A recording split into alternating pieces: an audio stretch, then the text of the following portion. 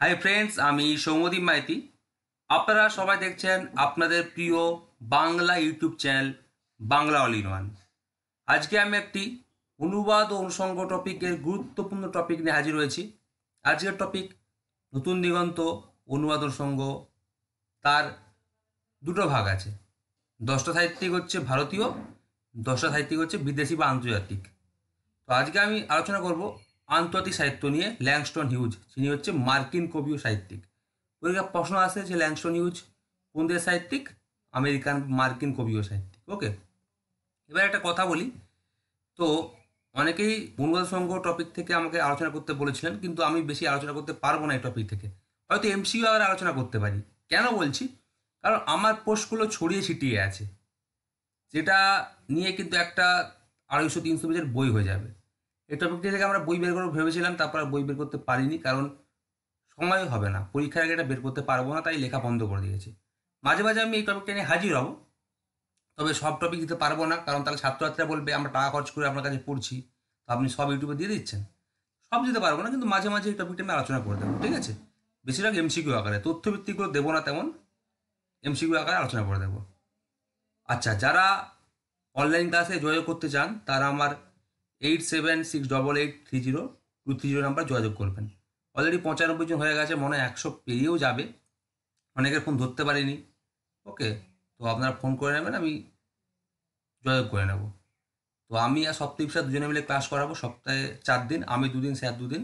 দুটো করে online mock test থাকবে। 3 সাড়ে 3 মাসের ডিউরেশান। সেপ্টেম্বর মিডল পর্যন্ত ক্লাস হবে।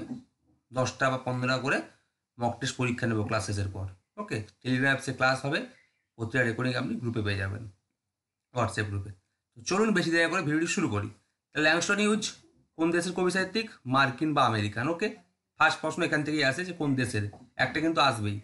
ভারতীয় হলে কোন ভাষার, আর বিদেশি হলে কোন দেশের। ফার্স্ট দেখুন জন্মস্থান। 1902 খ্রিস্টাব্দের 1 ফেব্রুয়ারি, মানে 1 ফেব্রুয়ারি, মার্কিন যুক্তরাষ্ট্রের মিজুরি অঙ্গরাজ্যের জোপলিন শহরে জন্মগ্রহণ করেন। ঠিক আছে, শহরটার নাম কি পরীক্ষায় আসে? জোপলিন শহরে তিনি জন্মগ্রহণ করেন। ওকে, তাদের প্রকৃত নাম, আমরা এমনি ল্যাংস্টন হিউজ বলি, প্রকৃত নাম হচ্ছে জেমস মার্শাল ল্যাংস্টন হিউজ। যেভাবে তথ্যগুলো করা আছেন আপনাকে কোনো বই ঘাঁটতে হবে না, যদি আপনারা অনলাইন ক্লাস করেন এসব নোট পেয়ে যাবেন।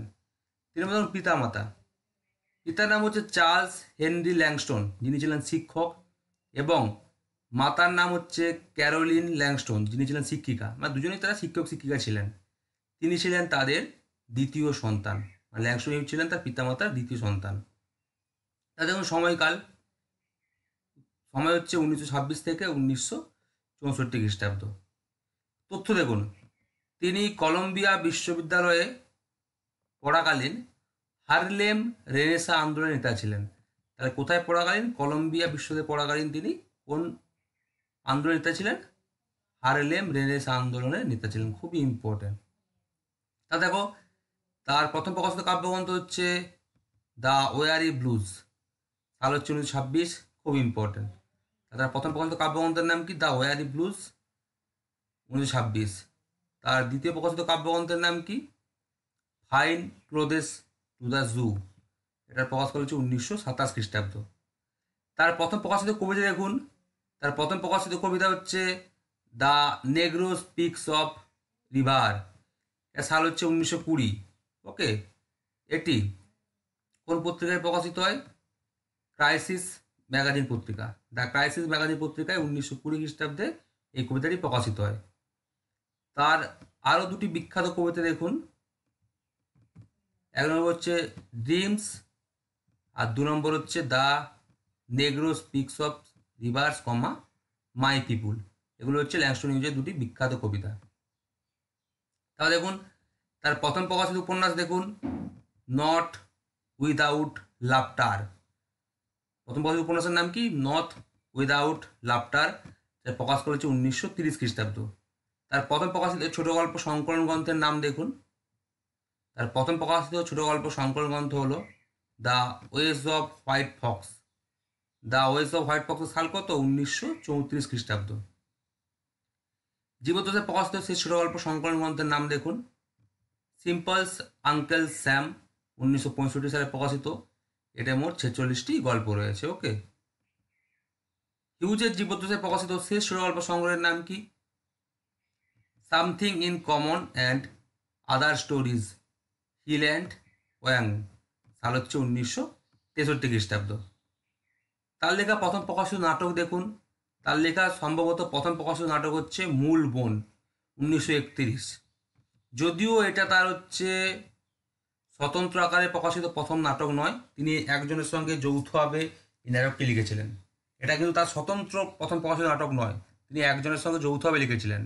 এই তথ্যটাই পরে মানে দিচ্ছি আর কি, ঠিক আছে। তার লেখা একটি সঙ্গীত বা অপরাধর্মী নাটকের নাম কি? খুবই ইম্পর্টেন্ট প্রশ্ন এগুলো। সেটা হচ্ছে ট্রাবলড আইসল্যান্ড, ঠিক আছে। সঙ্গীত বা অপরাধর্মী নাটক হচ্ছে ট্রাবলড আইসল্যান্ড, যার সাল হচ্ছে 1936 খ্রিস্টাব্দ। তার জীবদ্দশায় প্রকাশিত শেষ নাটকের নাম কি? তার জীবদ্দশায় প্রকাশিত শেষ নাটক হলো the panther and the lash. The panther and the lash নাটকের প্রকাশকাল কত? 1967 খ্রিস্টাব্দ। তার জীবদ্দশায় প্রকাশিত শেষ নাট্য সংকলন, নাটক আলাদা আর নাটকগুলো একসঙ্গে সমগ্রকারে প্রকাশিত হলে পুস্তক আকারে তাকে বলে নাট্য সংকলন। তার জীবদ্দশায় প্রকাশিত শেষ নাটক হচ্ছে দ্য প্যান্থার অ্যান্ড দ্য লাস, 1967। আর শেষ নাট্য সংকলন গ্রন্থ হচ্ছে 5 প্লেস, মানে 5টা নাটক একসঙ্গে প্রকাশিত হয়, ঠিক আছে। তার সাল হচ্ছে 1963 খ্রিস্টাব্দ। ওকে। তার সম্ভবত প্রথম প্রকাশিত শিশু সাহিত্য বা শিশুতোষ গ্রন্থের নাম কি? তার সম্ভবত প্রথম প্রকাশিত শিশুতোষ সাহিত্য বা শিশুতোষ গ্রন্থের নাম হচ্ছে পোপো অ্যান্ড ফিফিনা। পোপো অ্যান্ড ফিফিনার সাল কত? 1932 খ্রিস্টাব্দ। তার জীবদ্দশায় প্রকাশিত শেষ শিশু সাহিত্য বা শিশুতোষ গ্রন্থের নাম কি? উত্তর হচ্ছে ফার্স্ট বুক অফ আফ্রিকা, 1964। আর তার মহত্তর প্রকাশিত একটি শিশু সাহিত্য বা শিশুতোষ গ্রন্থের নাম লিখুন। তার মহত্তর প্রকাশিত একটি শিশু সাহিত্য বা শিশুতোষ গ্রন্থ হলো ব্ল্যাক মিজারি, যার সাল হচ্ছে 1969 খ্রিস্টাব্দ। জীবদ্দশায় প্রকাশিত শেষ, এগুলোর সাল হয়তো মনে রাখতে হবে না, কিন্তু প্রথম প্রকাশিত ছোট গল্প সংকলন, উপন্যাস, কাব্যগ্রন্থ, এগুলোর সাল মনে রাখতে হবে। খুব ইম্পর্টেন্ট প্রশ্ন, ল্যাংস্টন হিউজের আত্মজীবনীমূলক দুটি গ্রন্থের নাম কি? খুব ইম্পর্টেন্ট প্রশ্ন, ঠিক আছে। যদি আমি স্টার দেবো না বলছিলাম।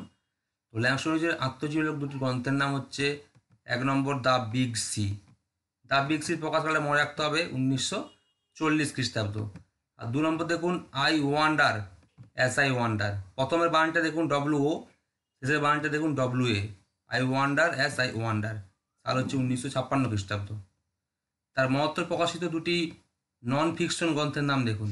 ওকে, নন ফিকশন গ্রন্থ পরীক্ষায় আসে না, আমি দুটো দিয়ে রেখেছি। 1 নম্বর হচ্ছে গুড মর্নিং রিভলিউশন, 1973, প্রকাশকাল লাগবে না।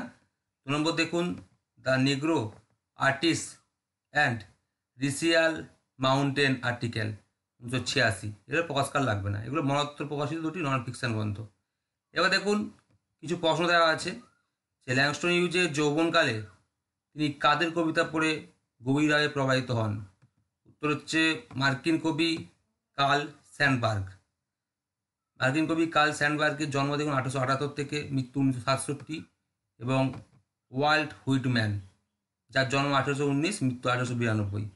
তো মার্কিন কবি কার্ল স্যান্ডবার্গ এবং ওয়াল্ট হুইটম্যানের কবিতা পড়ে তিনি যৌবনকালে গভীরভাবে প্রভাবিত হন।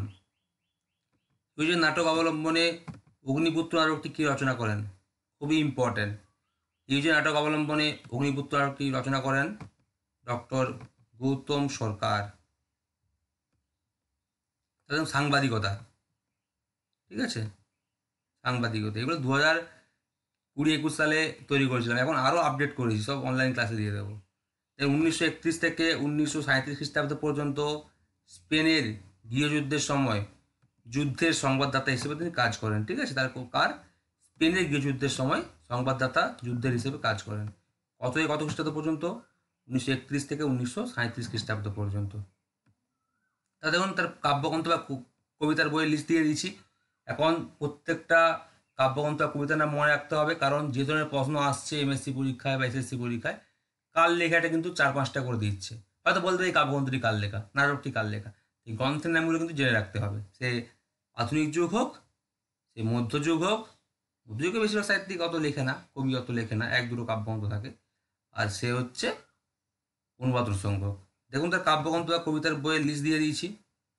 এক নম্বর দেখুন দ্য ওয়ারি ব্লুজ 1926, তার প্রথম প্রকাশিত কাব্যগ্রন্থ, খুব ইম্পর্টেন্ট, প্রথম দুটো তো মনে রাখতেই হবে সাল। দু নম্বর দেখুন ফাইন ক্লোদেস টু দ্য জিউ, দ্বিতীয় প্রকাশিত কাব্যগ্রন্থ, এ সাল দেখুন 1927 খ্রিস্টাব্দ, এই দুটো সাল মনে রাখতে হবে। তারপর দেখুন আরও আছে the Negro mother and dramatic recitations, সাল দরকার নেই 1931, আমি সালগুলো বলছি মুখে কিন্তু সাল দরকার নেই। 4 নম্বর দেখুন ডিয়ার লাভলি ডেথ 1931, 5 নম্বর দেখুন the dream keeper and other poems 1932, 6 নম্বর দেখুন 4 পোয়েমস অ্যান্ড এ প্লে, 4টা কবিতা এবং একটা নাটক 1932, তারপর দেখুন let America be America again 1938, তারপর দেখুন ফ্রিডমস ফ্লো 1942, তারপর দেখুন 9 নম্বর শেক্সপিয়ার ইন হারলেম 1943, তা শেক্সপিয়ারকে তিনি কোন কাব্যটি রচনা করেছিলেন? Shakespeare in Harlem 1943। আর 10 নম্বর দেখুন ফিল্ডস অফ ওয়ান্ডার 1947। তাহলে এই 10টা কাব্যগ্রন্থ রচয়িত হচ্ছে ল্যাংস্টন হিউজ। তাহলে দেখুন ছোট গল্প সংকলন গ্রন্থ, 1 নম্বর দেখুন the ways of white Fox 1934, তা এটা প্রথম প্রকাশিত ছোট গল্প সংকলন গ্রন্থ, খুবই ইম্পর্টেন্ট, এটা দাগ দিয়ে রাখতে হবে, সালটা মনে রাখতে হবে 1934 খ্রিস্টাব্দ, the ways of white Fox. এছাড়া দেখুন 2 নম্বর সিম্পল স্পিক্স হিজ মিং 1950, 3 নম্বর দেখুন লাফিং টু কিপ ফ্রম ক্রাইং 1952, 4 নম্বর দেখুন সিম্পল টেক্স এ ওয়ার 1953, 5 নম্বর দেখুন সিম্পল টেক্স এ ক্লেম 1957, 6 নম্বর দেখুন সিম্পলস আঙ্কেল স্যাম 1965, তার জীবদ্দশায় প্রকাশিত শেষ ছোট গল্প সংকলন গ্রন্থের নাম কি? সিম্পলস আঙ্কেল স্যাম, এই সালটা মনে রাখতে পারেন 1965 খ্রিস্টাব্দ। ওকে, তাহলে দেখুন নাটক, তার প্রথম প্রকাশিত নাটক, তবে স্বতন্ত্র নয়, মানে তিনি একজনের সঙ্গে যৌথভাবে রচনা করেন, তার নাম হচ্ছে মূল বোন, সেটা হচ্ছে 1931। ওকে, আর তার প্রথম প্রকাশিত, তার দ্বিতীয় প্রকাশিত নাটক কিন্তু তার প্রথম স্বতন্ত্র, মানে তিনি একজনই লেখক, সেটা হচ্ছে মূলেরটো 1935। মানে মূল বোন হচ্ছে 1931 তার প্রথম প্রকাশিত নাটক, কিন্তু তিনি একজনের সঙ্গে সেটা যৌথভাবে রচনা করেন।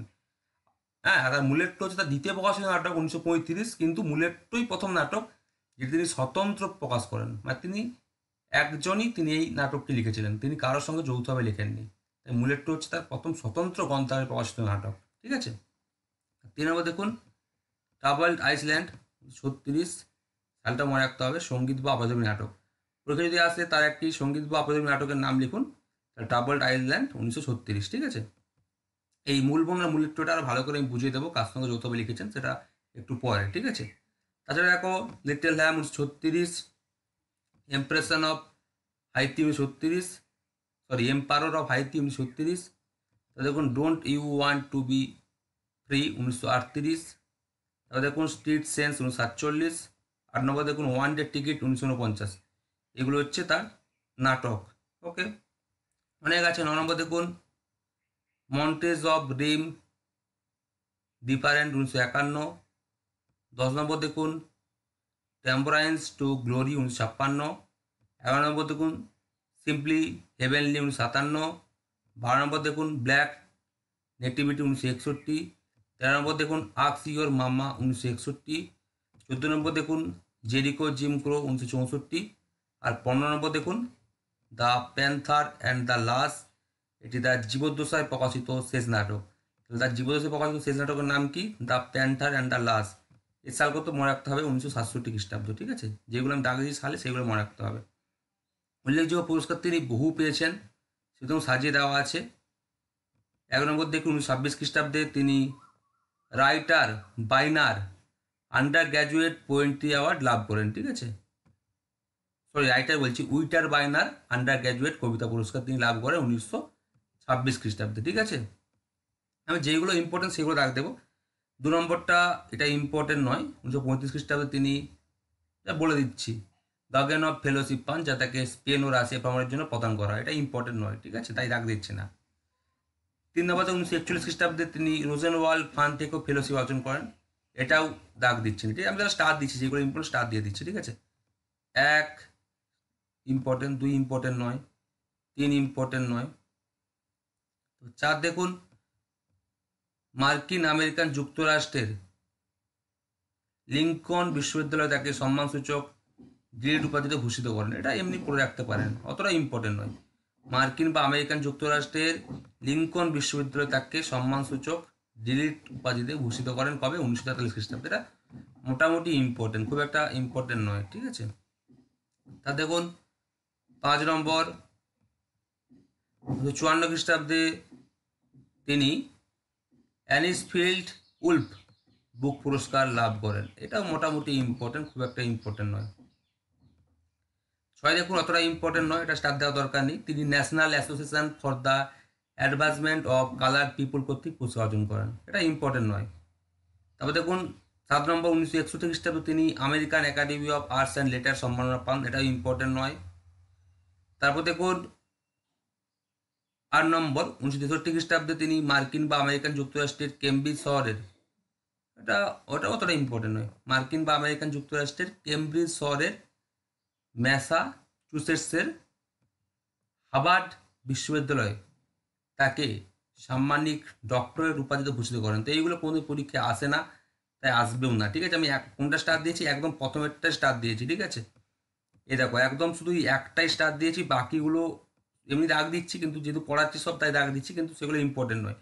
4টা 5টা তো এমনি ইম্পর্টেন্ট অতটাও নয়, মানে পরীক্ষায় এগুলো ধরে নিন এই ডিলিট তো আসে না, 4টা ডিলিট আসে না, তাই এগুলো কেটেও দিতে পারেন যে এটা আসবে না। শুধু 5টা একটু মানে পড়ে রাখতে পারেন আর কি, একটু ইম্পর্টেন্ট আছে। বাকি তেমন আমি দেখতে পাচ্ছি না যে আসবে পরীক্ষায়, ঠিক আছে। আবার দেখুন 9 নম্বর তিনি ওয়েস্টার্ন রিজার্ভ বিশ্ববিদ্যালয় কর্তৃক সম্মানসূচক ডিলিট উপাধি লাভ করেন। এগুলো আসবে না।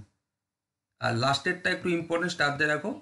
এছাড়াও ল্যাংস্টন হিউজ ইংরেজি সাহিত্যে হারমোন স্বর্ণপদক লাভ করেন। ইংরেজি সাহিত্যে হারমোন স্বর্ণপদক কে লাভ করেন? Langston huge. হ্যাঁ, এইটা স্টার দিয়ে রাখো। তো এই 3টা জিনিস মনে রাখা, কিছু মনে রাখতে হবে না, ঠিক আছে। 1 নম্বর 1926 খ্রিস্টাব্দে তিনি উইটার বাইনার আন্ডার গ্র্যাজুয়েট কবিতা পুরস্কার লাভ করেন একটা। আর 5 নম্বর 1954 খ্রিস্টাব্দে তিনি অ্যানিসফিল্ড বুকস অ্যাওয়ার্ড পুরস্কার লাভ করেন এইটা। আর লাস্ট এছাড়াও ল্যাংস্টন হিউজ ইংরেজি সাহিত্যে হারমোন স্বর্ণপদক লাভ করেন। এইগুলো আর বাকিগুলো তো এগুলো পড়াচ্ছি বলে আমি দাগ যেহেতু দিচ্ছি সবে তাই দাগ দিলাম। যেগুলো বললাম 1, তারপর হচ্ছে 5, তারপর হচ্ছে 10, এইগুলোই পড়বে, ঠিক আছে। এগুলো পড়ার দরকার নেই। তাহলে ল্যাংস্টন হিউজের কবিতার বৈশিষ্ট্য আমি তখন 2 নম্বর একেবারে লিখেছিলাম, যেহেতু 2020 সালের নোটস। হ্যাঁ, অনেকে বলছিল যে সাঁওতাল মিডিয়াম 2 নম্বর হচ্ছে, মানে 2 নম্বর হতে পারে, তাই লিখিয়েছিলাম আজ থেকে 5 বছর আগে। দেখুন ল্যাংস্টন হিউজ রচিত এক ধরনের কবিতাকে জ্যাজ পোয়েট্রি বা জ্যাজ কবিতা বা চটকদার কবিতা বলা হয়, খুব ইম্পর্টেন্ট। তাহলে কার রচিত এক ধরনের কবিতাকে জ্যাজ পোয়েট্রি বা জ্যাজ কবিতা বলা হয়? Langston huge. তার বাংলা নাম চটকদার কবিতা। এই কবিতার প্রথম দিককার উদ্ভাবকদের মধ্যে কে ছিলেন অন্যতম? ল্যাংস্টন হিউজ ছিলেন অন্যতম। এছাড়া এই কবিতার তিনি শ্রেষ্ঠ কবি ছিলেন। তাহলে জ্যাজ পোয়েট্রি বা জ্যাজ কবিতার শ্রেষ্ঠ কবি কে ছিলেন? Langston huge. এরই মধ্যে শর্ট প্রশ্ন লুকিয়ে আছে। 2 নম্বর দেখুন ল্যাংস্টন হিউজ রচিত কবিতাগুলি গীতময়তার জন্য বিখ্যাত ছিল। তাহলে কার রচিত কবিতাগুলি গীতময়তার জন্য বিখ্যাত ছিল? Langston Hughes. ওকে। তার উপন্যাসের বৈশিষ্ট্য দেখুন দেওয়া আছে এখানে, যে 1 নম্বর ল্যাংস্টন হিউজের উপন্যাসগুলিতে কালোই হলো সুন্দর। হ্যাঁ, এই বিষয়ের উপর জোর দেওয়া হয়েছে। তাহলে কার রচিত উপন্যাসগুলিতে কালোই হলো সুন্দর এই বিষয়ের উপর জোর দেওয়া হয়েছে? তো হচ্ছে ল্যাংস্টন হিউজ। হ্যাঁ, এইগুলো একটু মনে রাখবে। 2 নম্বর দেখো ল্যাংস্টন হিউজের উপন্যাসের প্রধান চিন্তাধারা কী ছিল? তার উপন্যাসের প্রধান চিন্তাধারা ছিল কালো মানুষদের অবস্থার সম্যক উন্নতি। তাহলে কালো মানুষদের অবস্থার সম্যক উন্নতি এটা হচ্ছে কার প্রধান চিন্তাধারা ছিল? কার উপন্যাসের? ল্যাংস্টন হিউজের উপন্যাসের, ঠিক আছে। এগুলো একটু মনে রাখবে। দেখুন প্রশ্ন বানিয়ে দিয়েছি যে ল্যাংস্টন হিউজের রচিত এক ধরনের কবিতাকে জ্যাজ পোয়েট্রি বা জ্যাজ কবিতা বলা হয়। ওকে, দেখুন প্রশ্ন আকারে বা অনলাইন আকারে দেওয়া আছে। 2 নম্বর দেখুন জ্যাজ পোয়েট্রি বা জ্যাজ কবিতা বা চটকদার কবিতার প্রথম দিককার উদ্ভাবক ছিলেন ল্যাংস্টন হিউজ। পুরো অনলাইনার হিসেবে বানিয়ে দিয়েছে, এগুলো দেখে নেবেন, খুব ইম্পর্টেন্ট। 3 নম্বর দেখুন জ্যাজ পোয়েট্রি বা চটকদার কবিতার শ্রেষ্ঠ কবি ছিলেন কে? Langston huge. এটাও প্রশ্ন আকারে বানিয়ে দিয়েছি, খুব ইম্পর্টেন্ট। 4 নম্বর দেখুন জ্যাজ পোয়েট্রি শব্দের বাংলা অর্থ কী? চটকদার কবিতা। এটাও বানিয়ে দিয়েছি অনলাইনার হিসাবে। তাহলে জ্যাজ পোয়েট্রি শব্দের বাংলা অর্থ হচ্ছে চটকদার কবিতা। ওকে। 5 নম্বর দেখুন হিউজ রচিত কবিতাগুলি কিসের জন্য বিখ্যাত ছিল? গীতিময়তার জন্য। হ্যাঁ, হিউজ রচিত কবিতাগুলি গীতিময়তার জন্য বিখ্যাত ছিল, এগুলো মনে রাখবেন। তারপর দেখুন 6 নম্বর হিউজের উপন্যাসে কিসের উপর জোর দেওয়া হয়েছে? হিউজের উপন্যাসে কালোই হলো সুন্দর এই বিষয়ের উপর জোর দেওয়া হয়েছে। ঠিক আছে, এগুলো তো আমি একটু আগে দিয়ে দিয়েছি, তার শুধুমাত্র প্রশ্নগুলো এখানে বানিয়ে দিচ্ছি, ওকে, আর কিচ্ছু না। তারপর দেখুন 7 নম্বর, হিউজের উপন্যাসের প্রধান চিন্তাধারা কী ছিল? হিউজের উপন্যাসের প্রধান চিন্তাধারা ছিল কালো মানুষদের অবস্থার সম্যক উন্নতি। 8 নম্বর দেখুন, ল্যাংস্টন হিউজ কোন রোগে আক্রান্ত হয়ে মৃত্যুবরণ করেন? এটাও কিন্তু খুব ইম্পর্ট্যান্ট আছে। ল্যাংস্টন হিউজ প্রোস্টেট ক্যান্সার এই রোগে আক্রান্ত হয়ে মৃত্যুবরণ করেন। প্রোস্টেট ক্যান্সারে আক্রান্ত হয়ে কে মারা যান বা কে মৃত্যুবরণ করেন? উত্তর হচ্ছে ল্যাংস্টন হিউজ। এগুলো মনে রাখবে। তা দেখো মৃত্যুস্থান 1967 খ্রিস্টাব্দের 22শে মে মার্কিন যুক্তরাষ্ট্রের নিউ ইয়র্ক সিটিতে প্রোস্টেট মৃত্যু আছে। তাহলে 1967 খ্রিস্টাব্দের 22শে মে মার্কিন যুক্তরাষ্ট্রের নিউ ইয়র্ক সিটিতে প্রোস্টেট ক্যান্সারের রোগে আক্রান্ত হয়ে ল্যাংস্টন হিউজ কিন্তু মৃত্যুবরণ করেন। পরীক্ষায় কিন্তু একটা কথা মনে রাখবে, মৃত্যুসাল তেমন আসে না, জন্মসালটাই আসে, আর তারিখ মনে রাখার দরকার নেই, 1967 মনে রাখলেই হবে। পরীক্ষায় আধুনিক যুগ হোক মধ্যযুগ হোক, মধ্যযুগ তো কোন শতাব্দীর কবি, কিন্তু আধুনিক যুগে তারিখ আসে না, কোন মানে খ্রিস্টাব্দটা মনে রাখলেই হবে যে 1967 খ্রিস্টাব্দে তিনি মারা যান কোথায়? মার্কিন যুক্তরাষ্ট্রে নিউ ইয়র্ক সিটিতে প্রোস্টেট ক্যান্সারে আক্রান্ত হয়ে তিনি মৃত্যুবরণ করেন। মৃত্যুকালে তার বয়স কত হয়েছিল? মৃত্যুকালে তার বয়স হয়েছিল মাত্র 65 বছর। ঠিক আছে, তো এইগুলো মনে রাখবে। জন্মের ক্ষেত্রেও বলছি সেম, তারিখ মনে রাখার দরকার নেই, সে আধুনিক যুগ হোক যাই হোক, অনুরাধ সংঘ হোক, শুধু মনে রাখবে বিখ্যাত বিখ্যাত লেখকদের তারিখ মনে রাখতে হবে, রবীন্দ্রনাথ, নজরুল, বঙ্কিমচন্দ্র বিদ্যাসাগর, এইগুলো। কিন্তু এখানে শুধু 1902 খ্রিস্টাব্দে মনে রাখলেই হবে। 1 ফেব্রুয়ারি না মনে রাখতেও পারো। হ্যাঁ, তো মার্কিন যুক্তরাষ্ট্রের মিজুরি অঙ্গরাজ্যের জবলিন শহর, এটা কিন্তু খুব ইম্পর্টেন্ট। ল্যাংস্টন হিউজের তথ্য কমপ্লিট, কিন্তু আমি অনেক তথ্য আপডেট করেছি, সেগুলো আমি কিছু কিছু দিচ্ছি, সব দেওয়া সম্ভব নয়, কিছু কিছু দিচ্ছি, সেগুলো একটু দেখে নেবেন। ঠিক আছে, আজকে যেহেতু আমার সঙ্গে দিচ্ছি, অনেক রিকোয়েস্ট করেছেন, বহুদিন ধরে আমি দিইনি, তো একটা আলোচনা করে দিচ্ছি। ঠিক আছে, তো আমার পছন্দের তথ্যও ইম্পর্টেন্ট, প্রশ্ন ইম্পর্টেন্ট, কিন্তু মনে রাখবে। দেখুন, ল্যাংস্টন হিউজের যৌথভাবে প্রকাশিত প্রথম নাটক হলো মূলবন। তথ্য দেখুন, ল্যাংস্টন হিউজের যৌথভাবে প্রকাশিত প্রথম নাটকের নাম কি? মূলবন, যেটা আমি একটু আগে বলছিলাম, 1932। এই নাটকটি তিনি জোরা নিয়েল হিউস্টনের সঙ্গে যৌথভাবে রচনা করেন। কার সঙ্গে যৌথ রচনা করেন? জোরা নিয়েল হিউস্টন। কিন্তু হিউজের স্বতন্ত্র আকারে প্রকাশিত প্রথম নাটক কোনটি, সেটা কিন্তু জানতে চাওয়া হচ্ছে। ঠিক আছে, উত্তর হচ্ছে অপশন ক, মুলেট্টো, 1935। বললাম না, তার স্বতন্ত্র আকারে প্রকাশিত নাটক হচ্ছে মুলেট্টো, 1935। আর তার মানে প্রথম নাটক কোনটা যেটা তিনি যৌথ রচনা করেন? সেটা হচ্ছে মূলবন, 1932। এই নাটক তিনি জোরা নিয়েল হিউস্টনের সঙ্গে যুগ্ম রচনা করেন। ঠিক আছে, নামটা কিন্তু মনে রাখবে। দেখুন পাশে তথ্য দেওয়া আছে, দেখুন যদিও এগুলো হয়ে গেছে, কিন্তু পাশে তথ্য দেওয়া আছে। দেখুন, তার একটি সঙ্গীত বা অপেরাধর্মী নাটকের নাম কি?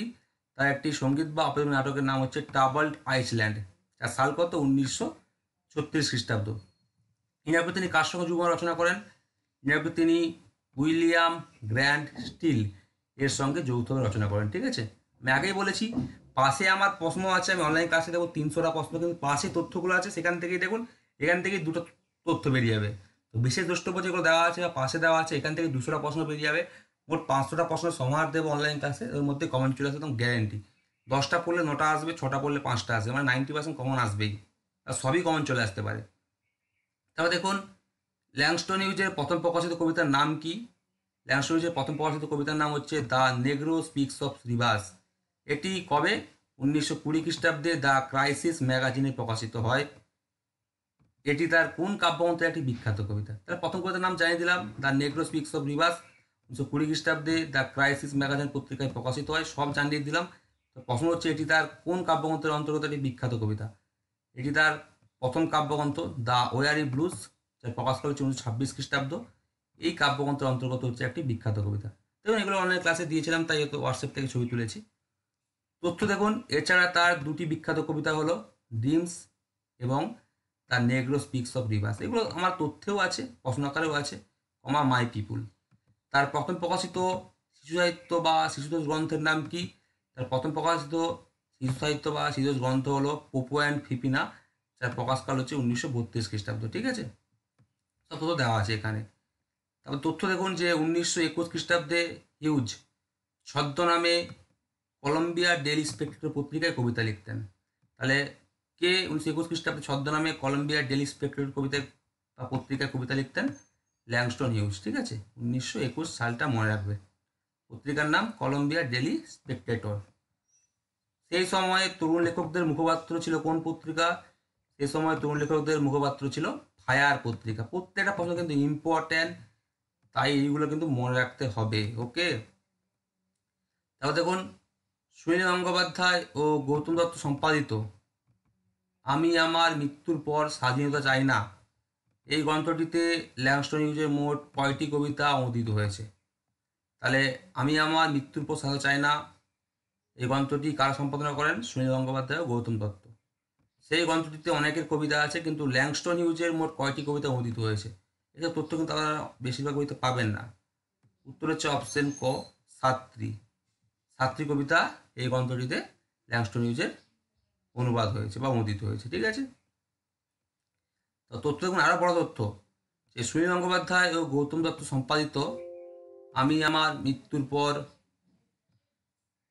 স্বাধীনতা চাই না নামক কবিতা সংকলন গ্রন্থে ল্যাংস্টন হিউজের মোট 7টি কবিতা অনুদিত হয়েছে।